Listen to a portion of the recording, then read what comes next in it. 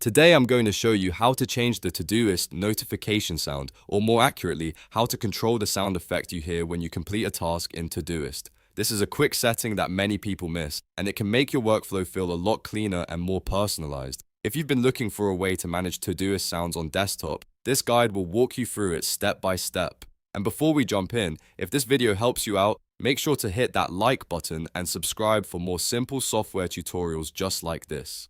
Now let's get into it. First, open the Todoist web app or launch the Todoist desktop client on your computer. You can use either version for this setting, so choose whichever one you normally work from. Once Todoist is open, look to the top left corner of the screen and click your avatar. This opens your account and app options. From the menu that appears, select Settings, then go to the General tab. The General tab is where Todoist keeps a lot of its main preferences, including app behavior, display settings, and sound options. After that, scroll down until you find the sound effects section.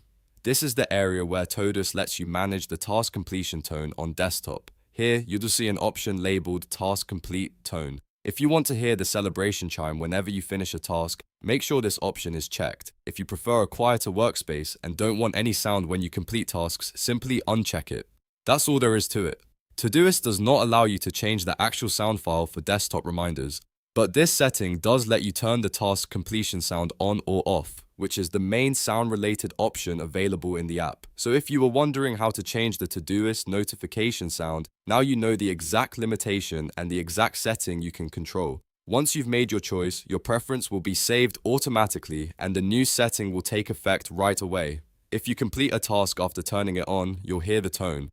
If you turn it off, Todoist will stay silent when tasks are completed. This is especially useful if you're working in an office, studying in a quiet place, or just want fewer distractions while managing your tasks. And that's it. You've now learned how to manage the Todoist desktop sound effect in just a few clicks.